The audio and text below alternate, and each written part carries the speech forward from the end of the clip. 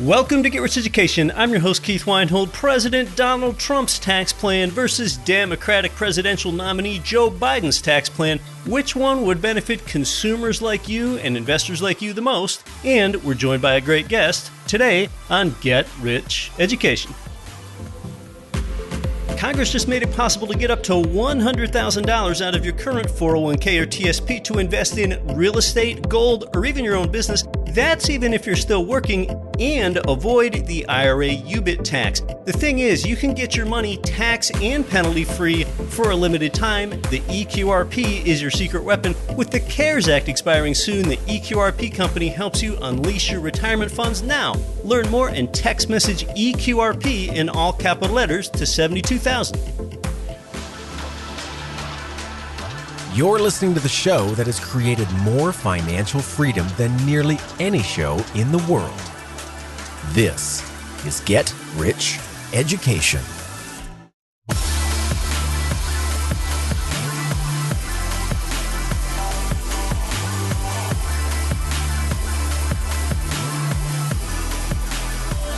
Welcome to GRE, from London, England to London, Ontario, Canada, and across 188 nations worldwide. I'm Keith Weinhold. This is Get Rich Education. Now, when we talk about the history of taxes and proposed tax changes, whether that's in the United States or really any of our 188 listener nations, you know what you need to be really careful about when it comes to taxes taking more and ever more of your hard-earned dollar? That thing is new taxes. Look, more than 100 to 150 years ago, the income tax did not even exist. Can you imagine then earning $40 an hour for 40 hours a week and actually getting a paycheck for all of that amount, $1,600, with no income tax or anything else taken out? It's kind of like when a camel first gets its nose under the tent. See, about 150 years ago, we introduced the very first income tax rate at just 3%. Well, the camel getting its nose under the tent is just the start of lifting up that tent, because now the income tax rate is 12 to 13 times the amount of 3% when it was first introduced. Later on, a capital gains tax came along. Well, now that it's here, it's not going to go away either. When you receive a capital gain, what you've done is simply profit from the sale of an asset. That's what that means. The capital gains tax rate is basically between 15 and 20%, which is probably lower than your income tax rate. A lot of times people misspeak when they discuss this topic. They talk about paying capital gains. No, you don't pay capital gains. No one ever has. You want capital gains. A capital gain is your profit. What people mean to say is that you want to avoid paying capital gains tax. Now, when a real estate investor has a capital gain, again, that means your profit from the sale of an asset. Well, that real estate investor can defer their capital gains tax over and over and over again. You can do that for the rest of your life if you structure it correctly, like with a 1031 like-kind exchange. I've told you many times on this show how I've legally never paid a dime of capital gains tax in my 18 plus years as a direct real estate investor. Now, Joe Biden has made remarks that he wants to remove the 1031 exchange benefit for real estate investors. I don't think that's going to happen because previous presidents have said the same thing, that they're thinking about removing it, but yet that benefit persists. It hasn't gone away. Now, for wealthier people, there is also something called an estate tax. What an estate tax is that it's a tax levied on the net value of the estate of a deceased person before distribution to their heirs. That's what it is. When you die, the value of your assets are taxed before you pass it on to your heirs. Tom Wheelwright is going to join us shortly to discuss the differences in the plans that Donald Trump and Joe Biden have for each of these taxes and more.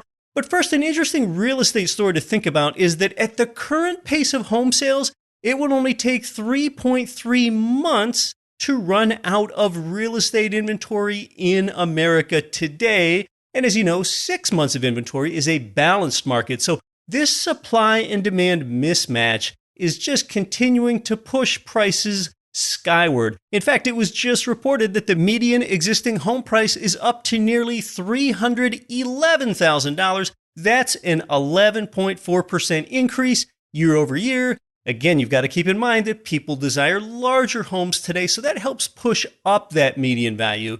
And therefore, on a square footage basis, maybe prices are up only 8 or 9% per annum, not 11.4%.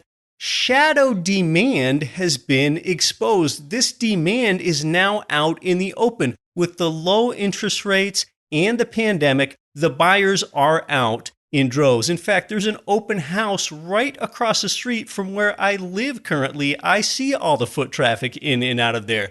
Well, the question that a real estate investor needs to ask themselves these days is, will shadow inventory get exposed next year to meet this shadow demand? Is a bunch of inventory going to come on the market? And what I mean is that with the economy still in the basement, some people are straining to pay their mortgages. You need to understand that some homeowners will have gone 9 months without making a payment as soon as the federal foreclosure and eviction moratorium expires at the end of this year. Now, first of all, you've got to feel sorry for some people that could lose their homes, but you might just be looking for a rental home that cash flows at greturnkey.com. You need that inventory.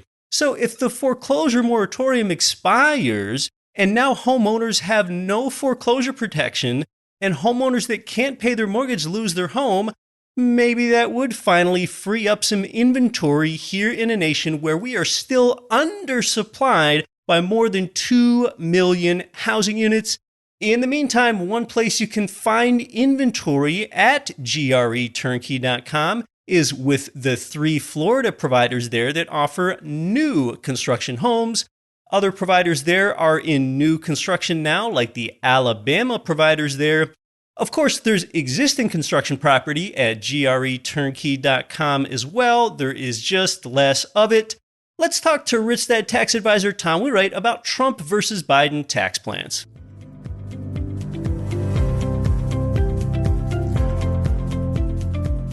I'd like to welcome a familiar guest back onto the show, the founder of Wealthability. He's an expert in helping you permanently reduce your taxes. He's the author of the revolutionary book, Tax-Free Wealth. I'd like to give a big GRE welcome back to Tom Wheelwright. Thanks, Keith. It's always good to be with you and on your show. Absolutely terrific. You've given so much value to our listeners over the years now, Tom. Now, for some backstory, before we compare the current tax structure under Trump versus the proposed Biden tax plan in case he gets elected, Trump generally wants to preserve the Tax Cuts and Jobs Act of 2017. That's the Trump tax plan. And historically, Biden's proposed tax plan would be quite an increase. But before we talk about Trump's versus Biden's long-term tax plans, Tom, let's talk more about coronavirus stimulus, the relief there, because the CARES Act, that expired at the end of July. That had things in it like stepped up unemployment compensation and the Paycheck Protection Program and so on. And it seems to me that the chances of Congress passing another COVID emergency aid bill before the election are dwindling. What are your thoughts? You know, it's interesting because the Federal Reserve Chairman, Jay Powell, and Mnuchin, who I think is pretty much Trump's right-hand man, both have really been pushing for additional stimulus. There's a lot of discussion about this going into a depression if we don't get some new stimulus. I know that there's a lot of fiscal hawks out there. You know, this is always the question, right? Do you have the stimulus now and pay for it later, or do you just have a long-term depression? Which seems to be the choice. It's interesting that the Democrats have chosen we'd rather have nothing than to just take care of the immediate concerns like unemployment, evictions. And then the Republicans have said, well, we don't want a bigger plan because we don't want the deficit to grow by $2 trillion. We want it to only grow by $1 trillion, which I think the difference is inconsequential. Frankly, I think it's needed. If Trump wants to get reelected, I think that's why he's pushing it. He's really done everything I think he can do executive order wise. He's got eviction stopped by executive order. He's got, which I know is painful to the landlords, but he's also did the $300 a week for several weeks, which just ran out in Arizona here. It's going to be interesting. I just never know. I think you're right, though. I think it's a little doubtful. By the way, the CARES Act, certain things ran out, but certain things are there. And certain things we do need to pay attention to. One is the PPP loans. Yeah. So there's an interesting idea here. A lot of people, they're coming up on their 24 weeks. So they need to be looking at this right now to determine, do they need to hire people? They ought to be starting to calculate this. Even though the banks aren't accepting forgiveness applications, I think a lot of businesses ought to be calculating their forgiveness to see if there's something they can do before their 24 weeks is up. Okay, so that's one thing. Another thing is that the tax provisions in the CARES Act are here through the end of the year. So the NOL carryback, the qualified improvement property, which is a permanent change, allowing that to get bonus depreciation, that's a big one. The $500,000 limit, I think, is a teeny tiny one, but it could affect some people, certainly when it comes to the carryback. And certainly the $100,000, I mean, this has got to affect, I think, a lot of our listeners here. The $100,000 that if you've been affected by COVID, being able to take out of your IRA or 401k at really generous tax consequences. Right. That's one that people ought to really be looking at between now and the end of the year, because if you had COVID or you get COVID, you get to take it. Or if you had to reduce your hours or the hours of your business because of COVID, then you get to take it. And who knows what's going to happen? I mean, we could have some more partial shutdowns, and even a partial shutdown qualifies. We'll have to see what happens, but people should be thinking about that one. And extending a lot of these CARES Act sort of provisions, sure, that is going to lead to ballooning deficits and debts. But then, of course, the alternative is austerity, which is probably even less palatable as an option. Many think that if Biden wins the upcoming election, it's more likely that more stimulus is going to be created for the coronavirus relief. What are your thoughts? That's only true if the Senate goes Democrat. And the reason is because Trump wants the stimulus too. So Trump's not holding up the stimulus. It's the Republicans in the Senate that are holding up the stimulus. Trump absolutely would be very happy with the $2.2 trillion that the Democrats have proposed. He said as much. I don't think it's going to have an impact if Biden gets elected. I think what's going to have an impact is if the Democrats take the Senate. Well, let's start looking at the longer term here, Tom. Historically, Biden's proposed tax plan, it really would be quite an increase. We can work through some of what Biden proposes here. And when I say historically, I mean, looking back over time, it was things like the Revenue Act of 1941 and 1942 that basically helped fund World War II, that really created an increase in revenue through stepped up taxes. So I don't think Biden proposes anything that's going to be that expensive, if you will, but it does step up the taxes a good bit. So I think when it comes down to taxes, the first one that people think of is what they see on their paycheck stub. And it is that top tax bracket, which is currently at 37%. So tell us about what Biden proposes. And let's step back just for a second, if we could, Keith, because people need to understand the context. First of all, the president doesn't enact tax law. Congress does that. I'm going back to Obama, and in Obama's budget, every year for 8 years, he had in there eliminating the tax benefits for drilling oil and gas wells. They're still there. So the fact that Biden proposes it or wants it doesn't mean it's going to happen. That's rule number one. So then what we need to look at is, of the things that Biden's proposed, they can be broken down into two categories. One is raising tax rates, and the other is changing tax provisions. Of those two, raising the tax rates is the most palatable and probably the easiest to have happen. And in fact, I think it's likely. And I don't think it's going to have a big impact on the economy. At least the individual tax rates won't have, I don't think, a big negative impact on the economy. Because, for example, he's proposing changing the 37% to 39.6%. Well, that's what it was before. I actually thought it should never have gone down because I just don't think you benefit the economy by doing that. That was really a political thing for Trump supporters.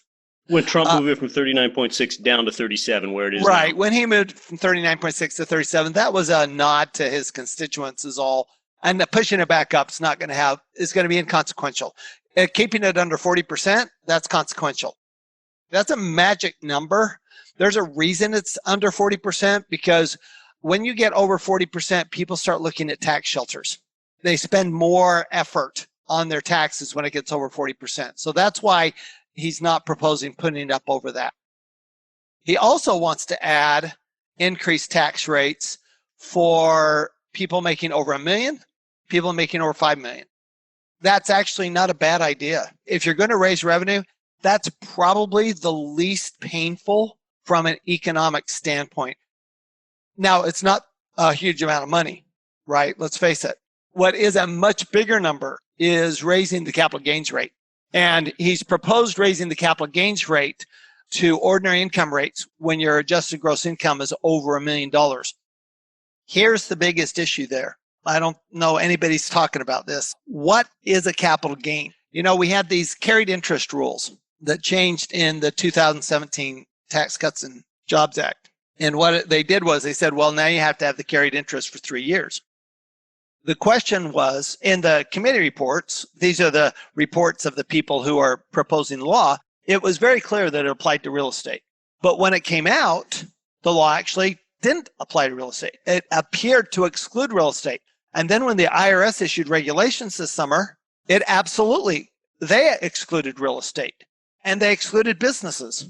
So here's the question. When Biden says he's going to raise the capital gains rates, is he talking about stock market capital gains, which is one code section, or is he talking about business and real estate capital gains, which is a different code section? If he's talking about the stock market capital gains, I think it has a very small impact on the economy. I just don't think people make decisions about selling stocks, whether long-term, short-term, et cetera. I think they're either selling them or they're not based on the market. That is not true with business and real estate. That's going to be something to watch, okay? Now, granted, most people aren't be watching it, but I will be. So I'll let you know what happens there, because that's actually a very critical point, because what you don't want is you don't want to put a big burden on the real estate market from a transactional standpoint, and you don't want to put a big burden on business from a transactional standpoint. Putting it on the stock market, I think that's a little easier. The Tax Foundation, which is a think tank that I actually have had on my podcast and that I read a lot, they're really good. Yeah, I check out the website at times. Yeah, Tax Foundation. So the Tax Foundation, they suggest that the worst tax increase for the economy and for the average person, surprisingly enough, is raising the corporate tax rate. And that's really interesting, because I would not have thought of that. I would have thought that would be the easy one, right? Raise it from 21 to 28, which is what Biden's suggesting. How big an impact does that have? The biggest impact is that you're taking, right now at 21%, we're effectively a tax shelter country. We're a tax shelter country. So remember, that's the only tax rate that they made permanent in the Tax Cuts and Jobs Act, was the corporate tax rate. All the others were temporary. They're set to expire in 2026. The corporate tax rate does not. Here's the reason for that. Because corporations have a lot longer range plan than individuals.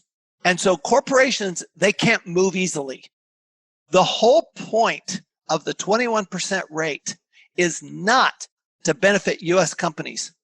The whole point of the 21% rate was to encourage foreign companies to relocate to the U.S. The worst thing that's happened in that regard were the Democratic presidential debates, where every single candidate said, we're going to increase the corporate rate. Well, what that does is that puts foreign companies on notice. We better not do this. That's actually a major issue for the economy. Is you talk about raising the corporate rate. Once you raise the corporate rate, there's no way. If you get to 28%, we're like every other country. Now, are we competitive with other countries? From an income tax, we are. We're completely non-competitive from a value-added tax because we don't have one, and they do. All other countries have a value-added tax. So we're not competitive there. So we're not even addressing that competition, but we're competitive corporate, but we're not going to attract anybody. Nobody's going to move here with a 28% corporate tax rate. 28. Maybe they would for 21. They'll move for 21.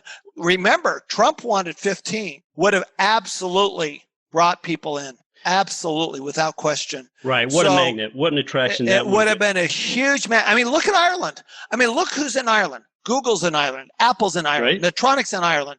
All the big tech companies are in Ireland. Why? Because they have a 12% tax rate. Yeah, that's substantial difference. It is the only reason to be in Ireland. Why would you be in Ireland? It's a little tiny island on the north of France. I mean, come on.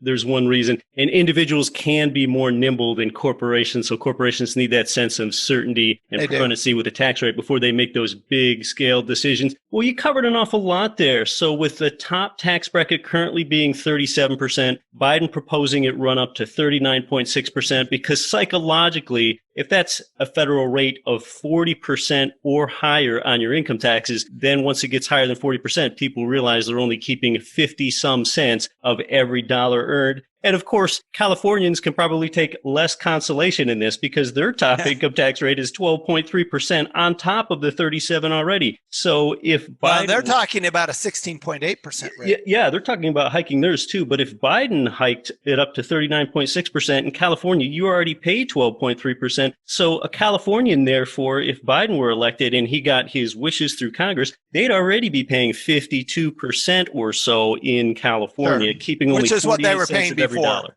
Which is what they were paying before 2018. Right. That's a good point. Yeah, they had been previously. And we talk about capital gains tax, 1031. That's a tax-deferred exchange.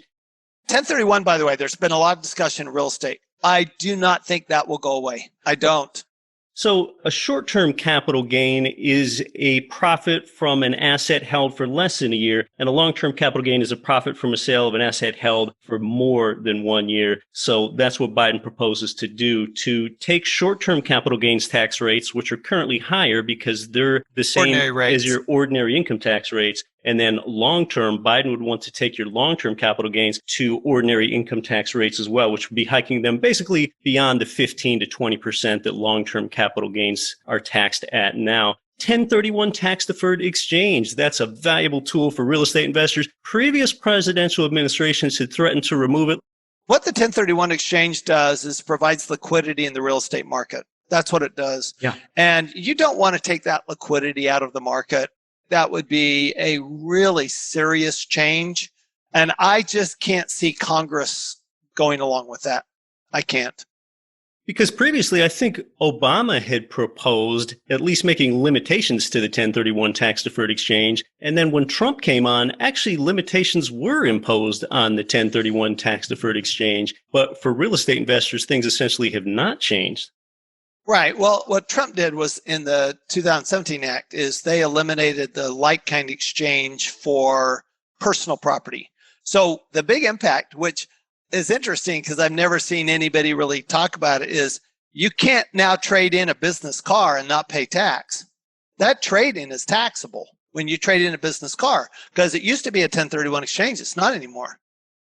I'm not sure people are reporting that, but that's not a non-taxable exchange anymore. So you're right. Trump did, and cattle, livestock used to be exchanged all the time. And that was subject to 1031 exchanges. And that went away because they're personal property. He did actually make the changes successfully, but real estate, it's a tough one. I would just be a little more surprised to see that one. It's been threatened previously that is going to go away. It still hasn't gone away. Well, we're talking about the capital gains tax, long-term capital gains being taxed at ordinary income, potentially, if Biden were elected. We're only talking about those that make more than $1 million of adjusted gross income for that to apply. Is that correct? That's what he said. Here's why I brought up the point about does it apply to business and real estate or not? Because let's take an apartment complex. You're always going to have more than $1 million. Now, if you split it up among the investors, maybe it's not. You still stay under that. Let's say that you own a fourplex, you could easily get up to $1 million. The bigger issue is business, because you sell a family business or you sell your business. You know, you've worked your whole life to build your business. You sell it, and in California, you pay a 53% rate. Are you kidding me? Oh, yeah. I mean, just look at the federal alone. I mean, this is how I see it. If capital gains tax is taxed at ordinary income and that rate goes up to about 40%, for the business owner that's worked hard to innovate and take risks and hire employees, if that business owner takes a startup from ground zero and they sell it for a $5 million gain, $2 million of that $5 million goes to the government. They only keep $3 million. Yeah, it's a pretty big hit. It's more than that because, of course, you've got state taxes too. So it's a pretty big hit to do that, hopefully. The good news is they've actually now we have a law that says that distinguishes between stock capital gains and business real estate capital gains, which is the carried interest. And hopefully they will carry that through. It's just a possibility. I'm just crossing my fingers that if he does raise the capital gains rate, it only applies to stock market gains. I hope so too. You're listening to Get Rich Education. Our guest is Wealth Ability's Tom Wheelwright. More when we come back on Trump versus Biden's tax plan. I'm your host, Keith Weinhold.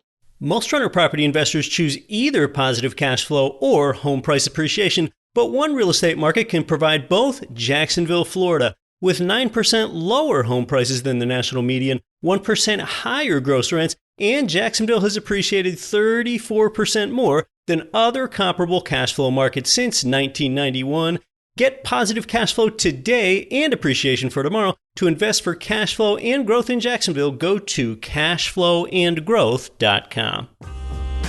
The people that our listeners can't stop talking about are Ridge Lending Group and NMLS 42056. They provided you with more loans than anyone. It's where I got my last few loans, and they finance single-family income property up to fourplexes. They're the #1 lender for both beginners and veterans. Start your pre-qualification, chat with President Chaley Ridge personally, and you'll end up with your custom plan for expanding your cash flowing portfolio. Start at ridgelendinggroup.com. Check this out, G. This is Flavor Flav in the building for my man Keith Weinhold to your powerful Get Rich Education podcast. And you reached 3 million listeners. Congratulations, man, on your podcast. For you, Keith, rock the house, G.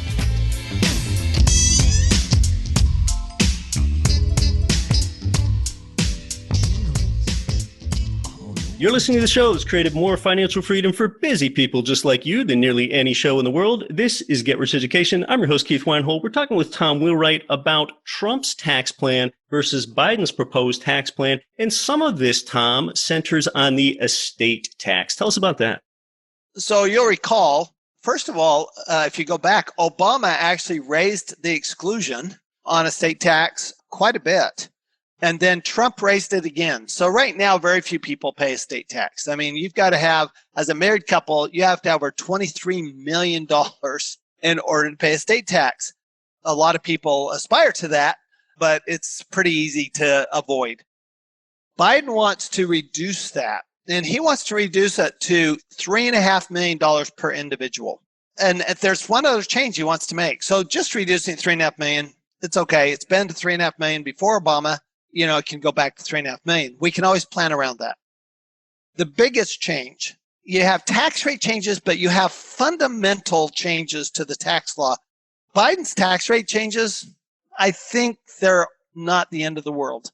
But what he wants to do is basically eviscerate the tax law, the way it's worked for the last 60 years. And that I'm troubled by, because that would have such an impact on economic activity. Just because it's a big change, not because it's good or bad, but because change by itself causes big upheaval. For example, he'd like to get rid of bonus depreciation. Could we get rid of bonus depreciation in real estate without having a huge impact? Yeah, we could. I mean, that's actually a tough policy argument to say that it's okay to do that. But on regular equipment, manufacturing equipment, bonus depreciation is common throughout the world. Okay, that's a common. He wants to change that. He wants to pull back on that. Another thing he wants to do, though, is fundamentally change the estate tax, which has been tried before unsuccessfully. What he wants to do, if you'll recall, Keith, most of our listeners know this. When you die, any unrealized gain, in other words, any appreciation in your assets, once you die, the income tax goes away. The basis steps up for because your basis steps up. Biden wants to eliminate the basis step up. I want to give you an example. You talked about the capital gains. Yeah. Let's say you had a business owner. He has a $10 million business when he dies. Now he's got an estate tax because only $3.5 million is exempt, which means in order to pay the estate tax, he has to sell the business. But when he sells the business, he has a $10 million capital gain. So when he sells the business, he has a $10 million capital gain, which is going to be taxed at 40%, maybe 50% if you include state taxes, plus he's got a 40% estate tax. The family could end up with less than 20%. So basically, it's a confiscation of wealth. That's astounding. And I don't think it'll happen. And part of the reason I don't think it'll happen is because it was actually proposed and enacted back in 1980. I'm old enough. I remember these things. And they could not get it to work, and they reversed it before it ever got implemented. So not having that basis step up is a big deal to people, and it's especially for small business owners and real estate investors. So to me, that's a lot scarier than the 1031 exchange. Yeah, completely. I understand. Incomes over $400,000 would be subject to Social Security tax under Joe Biden's proposed plan. That tax is 12.4%. Typically, that's divided between employer and employee. Tell us more about that. That's an interesting one. I don't understand donut hole he wants to create between 140,000 and 400,000. If you're going to do that, just make the whole thing, just take the cap off. You can make the argument that, look, we're just going to finally admit that there's no difference between Social Security tax and the general fund, because there isn't. They say Social Security is going to go bankrupt. No, it's not. It's all in the general fund. So, I mean, that's a ridiculous argument. Social Security is never going to go bankrupt. The government's going to go bankrupt, but Social Security by itself, that's like, which account do I put it in? For an accountant, it's not an interesting argument. And then this is what Senator Warren had suggested, right? She said, let's just take the cap off completely. That's a big number. Now, here's the good news. If you do planning right, it's fine, because it only applies to wages and self-employment income. And seriously, I don't know very many people who have a business that actually have wages from their business of $400,000. I don't see that being a big issue for business owners and real estate investors. It's more of an issue for high income earners. Right. So therefore, if someone had an income of $1 million a year, they now need to pay Social Security tax above $400K. That'd be $600K of income that they need to pay this extra 12.4% Social Security tax on. That's another $75K right there, just to give some example of how this would look and what kind of obligation that would incur. Well, there are a number of other interesting things that Biden proposes. Any of those that you want to touch on, Tom? For example, Biden wants to raise the minimum wage to $15. Trump does not. Biden proposes forgiving student debt for poorer graduates. Anything there that you think is going to have an impact? The general context of it is important. I personally am a fan of the minimum wage. I think minimum wage ought to be a wage and have a livable wage right now. This is my personal belief, which is what they do in Australia. My theory, Australia has very low crime. My theory is one of the reasons is because their minimum wage is high. I personally believe there's some correlation there, so I'm not personally opposed to that. What I'm more concerned about is Biden wants to fundamentally change the essence of the tax law. Right now, the tax law it's a series of incentives for business owners and investors. I've said that before on this program. And what he wants to do is eliminate the incentives for business owners and investors, and instead provide social incentives. So he wants to take the economic incentives out of the tax law and provide social incentives. Well, the challenge for that is that the tax law is an economic engine. It's not just an economic engine for the government, it's an economic engine for the economy. If you do that, you have such a major change in policy. I think we'd be in a world of hurt in the economy in the world economy. It would affect the global economy. That would put us more on par with Europe, which is what Biden and especially the more left-wing Democrats want to do. They want to put us on par with Europe, and Europe has many fewer tax incentives for business owners and investors, so they still have them, but they have many fewer incentives, especially for investors, real estate investors, than the U.S. And Biden would really make it more consistent if he got his way with Congress, more consistent with European. I don't think that's going to happen because, Biden probably, if he has a Democratic House and Senate, he probably has it for 2 years. That's been what's gone on for the last decades. So he probably has it for 2 years. And then people say, we don't like having everybody in the same place. what'll happen is at that point, in 2 years, he can raise the rates, but I don't think he can make massive changes to the tax law and get them through. That's a pipe dream for him.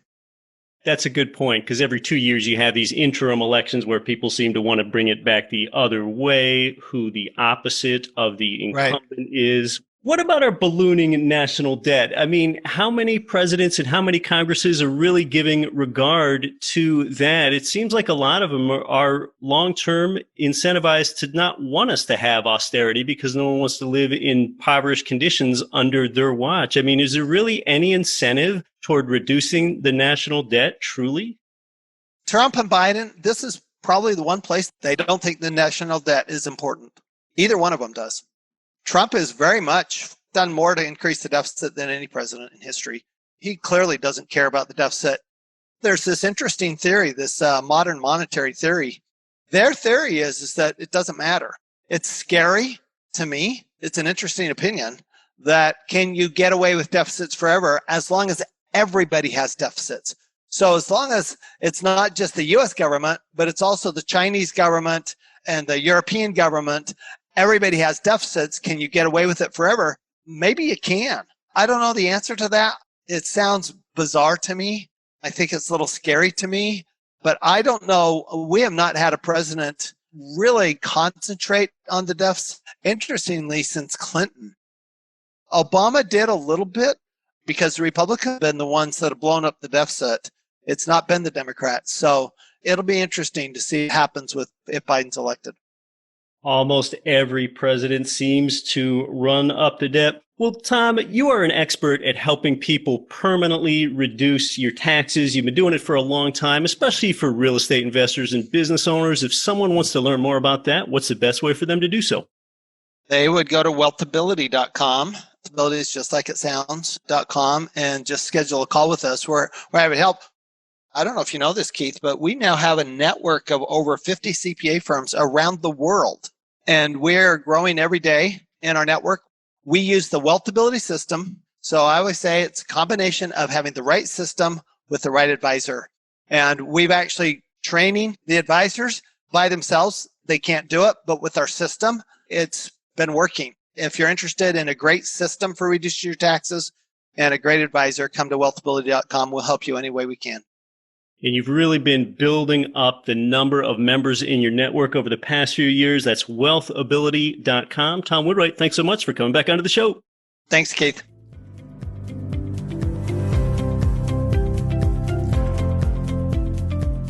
Oh, great insight from Tom, as always. Roughly 80% of Biden's proposed tax increases would fall on the top 1% of earners. That is according to an analysis by the nonpartisan Penn-Wharton budget model. Middle-class families would be largely unaffected by Biden's tax plan. Again, that is per Wharton's analysis. Now, when it comes to states, California and New Jersey have notably proposed to raise taxes on the wealthy. That could only create more flight into low-cost, low-tax parts of the nation, notably the Midwest and South. I was writing to you about this in our recent Don't Quit Your Daydream letter. Bottom line, when the economy goes south like it has recently, states don't hesitate to raise taxes. In fact, following the Great Recession, at least 10 states raised taxes in the following years to shore up their finances. Now, do you feel like taxes are too high right now already because government is too big and neither candidate would do enough about that? Well, if you feel that way, voting is about more than just Republican versus Democrat. There's the Libertarian Party, too. Libertarians basically believe that the smaller the government, the better. Jo Jorgensen is the name of the woman who represents the Libertarian Party for the upcoming November 3rd election. Her first name is spelled J-O. Jorgensen supports replacing the Social Security system with individual retirement accounts. She supports cutting government spending to reduce taxes.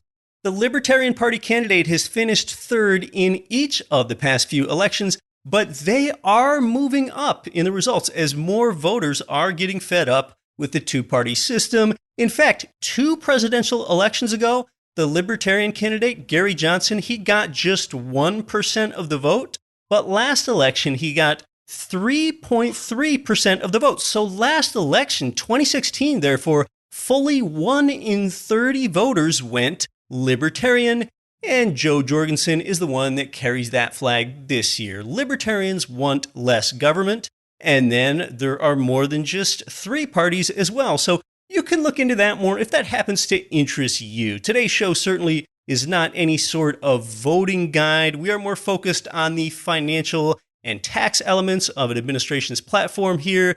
This is an investing show. We don't get political here. And in fact, this is about the most we cover the topic. The reason that we're doing it now is because this is a quadrennial event. A presidential election only takes place every 4 years. If Trump loses on November 3rd, realize that he will be the first president since George Bush Sr. to not secure a second term. That was back in 1992, almost 30 years ago. Well, where do Trump and Biden have some common ground? They both won infrastructure bills worth more than $1 trillion. Republicans do not want infrastructure spending inside of coronavirus stimulus bills, and Democrats do. Understand that Biden's plan focuses on climate change as well. One of the most important things that I can tell you is that, yes, these things do make a difference in your life. I mean, that's why we're talking about them. But often, your next president will not make a world of difference in your life. It might steer or tweak your behavior. But look, few sane people would say, for example, oh, you see, I didn't launch my business 12 years ago because Barack Obama beat John McCain in the election. See, that sentiment, thoughts like that does not age well. So think long term and keep some perspective. The most important person by far in building your wealth and your finances is you. And that most important person in steering your family's values is you. Learn more about permanently reducing your taxes with Tom at wealthability.com. Big thanks to Tom Wheelwright. Until next week, I'm your host, Keith Weinhold. Don't quit your daydream. Nothing on this show should be considered specific, personal, or professional advice. Please consult an appropriate tax, legal, real estate, financial, or business professional for individualized advice. Opinions of guests are their own. Information is not guaranteed. All investment strategies have the potential for profit or loss. The host is operating on behalf of Get Rich Education, LLC exclusively.